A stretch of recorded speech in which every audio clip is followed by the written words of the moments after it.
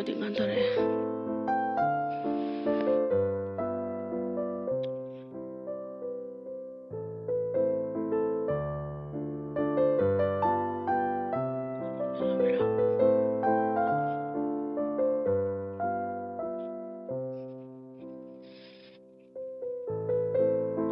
Sidi nang nalolak bitaw dalay po.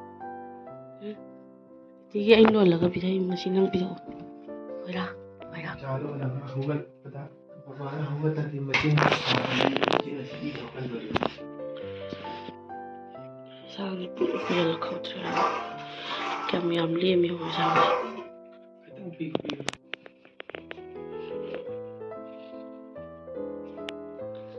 Kain dah sih na.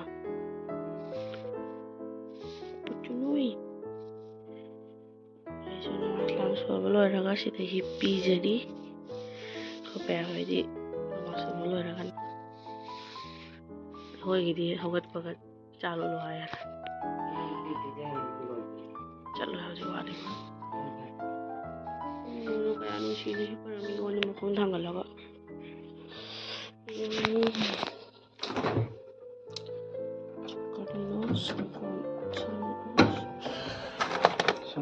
Sigi sih oil lola masih ahad kita pilih kan. Sih. Sekolah dari ini no atas sekolah lu ya. Oh ya siam, saya sih jam terus. Kayak gua hisu hapu nih, aduh lu kacik terus ngopor. Oh kan hitam tuh gini. Kayak nah tahu mimi amja cara maga, lu cara lain kami kau gitu hamisa. Tuh he. Lo on.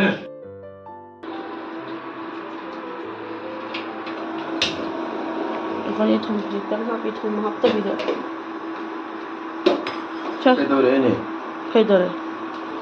Sini siapa ni? Sini Rosi. Jangan aja. Siapa? Sini mana? Sini cowok ni lah.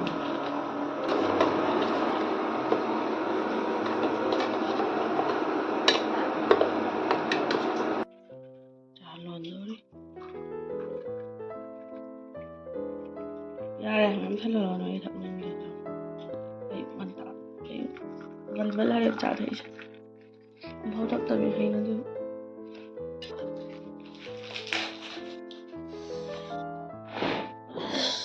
Gimana ya?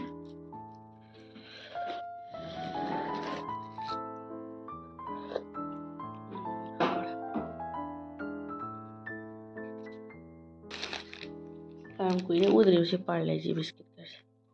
Hari am चादर बनी है जरा ऐसे पाव बती लगी इन भाई बनो मित्र का पे और इन्हें हम लोग का वो सिरे हजम नहीं कितना नहीं आउट रहा नहीं बेलू कहीं नहीं थे ममाई चा नहीं out ina haji si kuna si tengok sudah terlebih lama awak ibu. Lu jangan bawa nak jaksang je. Peng macam baloi ni loi dia je. Makasih nak cium je. Mami kena buat terus ni hoga lagi sih. Hoga lagi pergi sekolah calo. Sekolah jatuh tadi hayang tanang ada. Ada mungkin si Hana. Pamaga halganya, udah tu caw raga, mama meruk caw sebenarnya, mama ga kocak mana caw, Mowgli, Mowgli. Aduh foto kakak. Cak lo itu nangis sekolah saya. Takoi. Kari gino ba? Kari cak lo itu maharo. Takoi. Maram bolo maram maharo cak lo itu maram maharo. Takoi. Kari cak ning dari mah. Nana ibu ya tu bisa.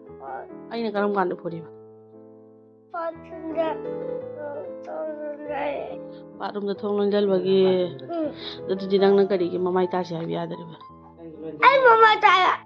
Nang mamai tasi brush tahu sih. Nana tina takoi. Ay.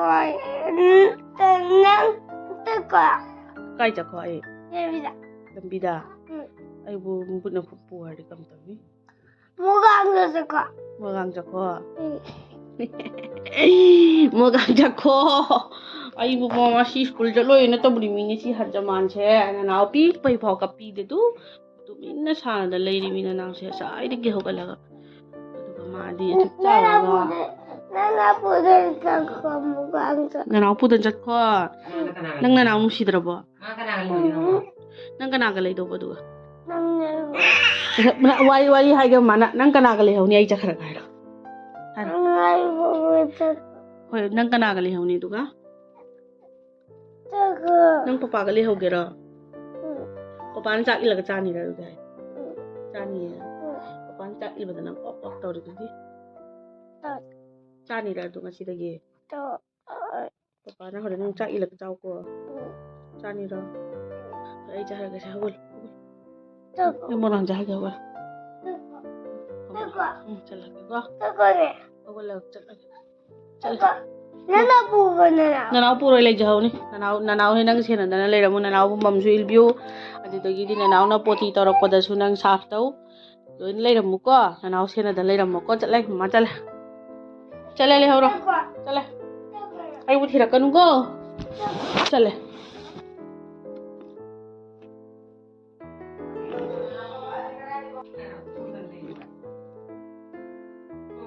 ini nanaw puro ini nanaw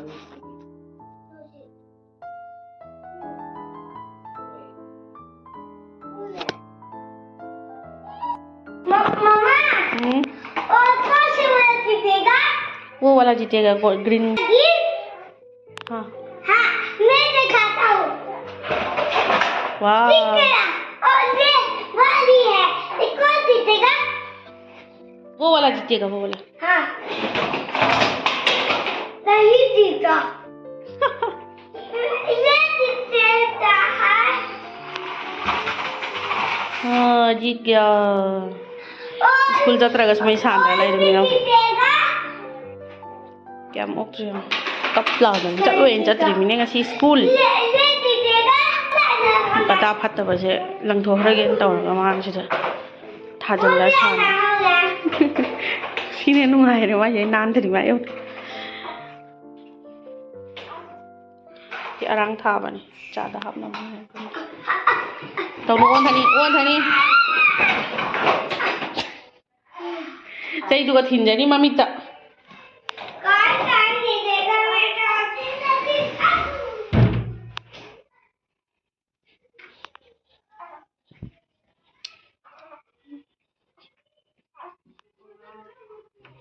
ai morok tha sida su pai dan lai re samai sana boloi jing je ish mapam kuding dani sana boloi lai ai na sida chi morok se tha ke taw ba ai bu dalai ba na da na tang lâu về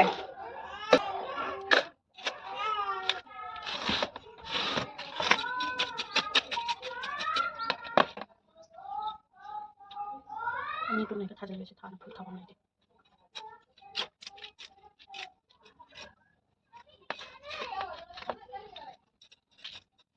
xin lỗi đi mình view là các thứ còn lại không có gì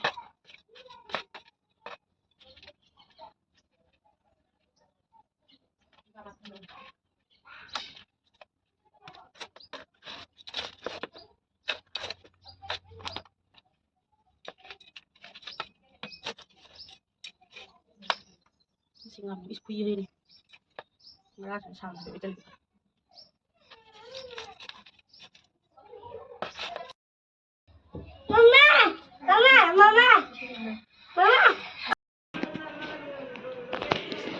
sida mombati ani khakhtang thanbi di aina no si la sumutte si mombati sida nam baro lai ai poje sing am ta hawdri da sai gi morok sing ising chai viramin te khala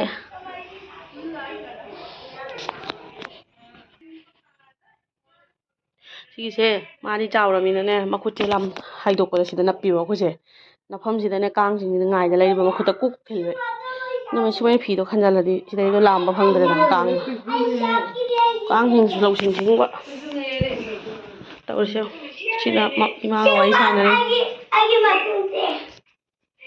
Nga ga wari sana rin me. Ay matuni. Kaya kada laur ko gani mari sana sa room jubra po khaya sin. Nang sabki desi setu dex. Sabki desi setu mese. Tahu siya. Setu. Mana ngatang lau ba sidi margib kinamas na solve ngam. Setu ne. Atu tabu inati ne setu ne. Kana ga wari sana rin mo? Uno? Atuga bodi orang panis kamu. Tahu siya siang ay na. Hindi na lo na hindi ka lo na mamano na hindi ka ba? Mamano na hindi lo ba ka ba? Hindi lo ko. Ay bodi tabu mo kin. Tahu siya. Chok gati yan. Ay mama nang satu bodi tabu mo kin alu. Ay wai ning di ho. Atu tabu ki. Alu ne. Hoy. Si thala mo jong ay da. Hey, mamba team sila na me thalo hige. Mami tadi nang ubele. Duai di je ba sana ba wari. Ubele. Oy mano. Sengo. Oy mano. Sengo lagi batunda. Sabagi sengo. La phoi da chara mo nom tang la phoi da chara. Sina su sabagi. Ma. Mami na tabu ka. Tumara mare maka. Tumara maka lauram me ma hina lawai da ne. Tumba yadre ma. Wa thong thing jala kang loi chang an. Kang na pai da dak lak pa se gari no. Kui tha mok le ru dram na. Kang me chang thore.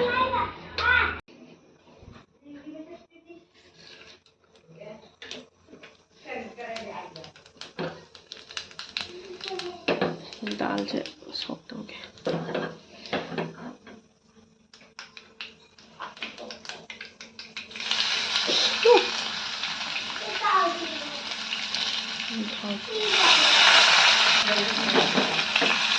maglaba TV angle gini. kon wai sa ya sa ne mako ke chik pa mai law khong da na TV thage lage ya. TV thage ya. ai thabok na ta ta se mam na ta thong se Ya ya. ai me ga me me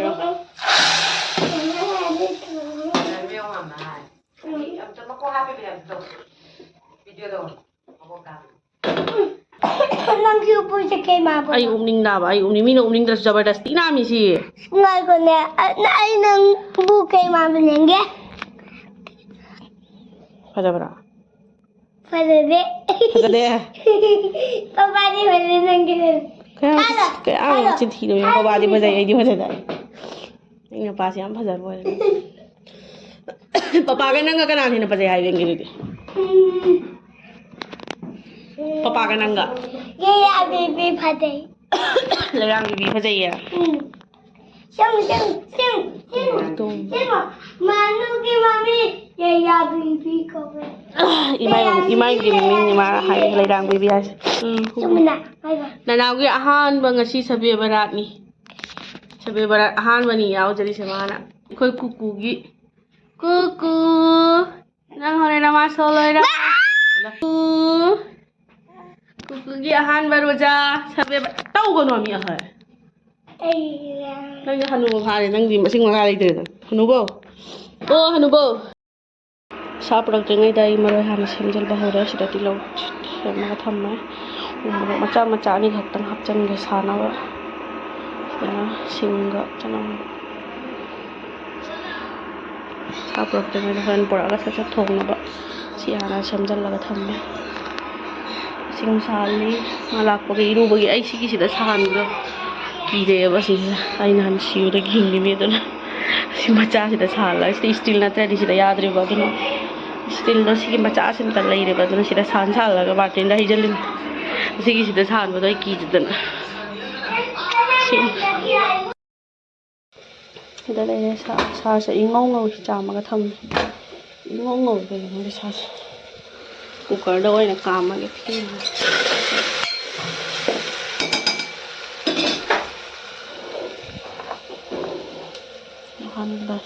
ꯌꯥꯏꯉꯪꯁꯦ ꯍꯥꯟꯅ ꯍꯥꯞꯀꯦ.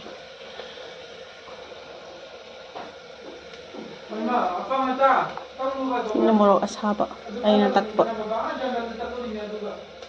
ꯎ ꯃꯣꯔꯣꯛ ꯍꯥꯞꯈ꯭ꯔꯕꯅꯦ ꯌꯥꯝ ꯍꯥꯞꯄꯔꯣꯏꯒꯦ.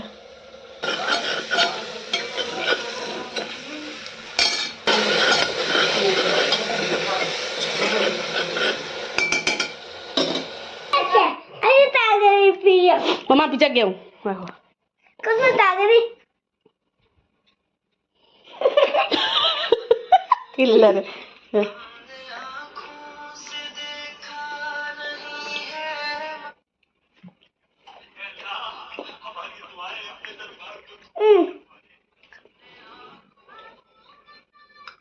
Lah ni nggak cah ini. Bismillahirrahmanirrahim. Mama. Oh. Asyik, देखो. Shum. Udah kan ini. Siapa jangan gini. Wajah. Agi makan saya ni sebab. Ngapa ising le thar thar thamu jo. Hajik ne. Adu aying bagar do pai lok tau jaran.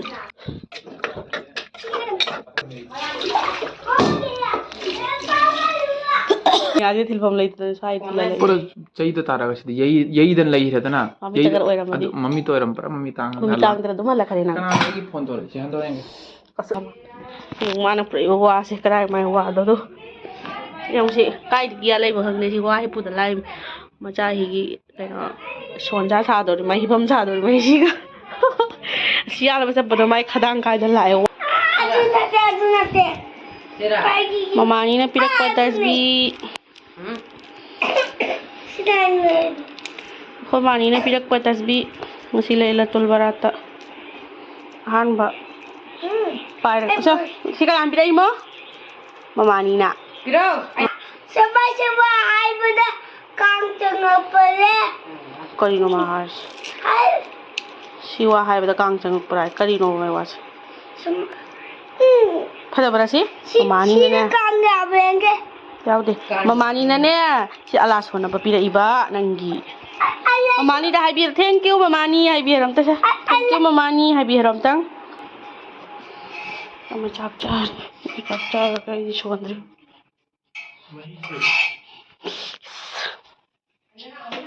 ओए voting मरु तो ओइ रहे maru yaura inangi to khara ahen bhaba yora chara ki chaklam pen thang pen thara ki chak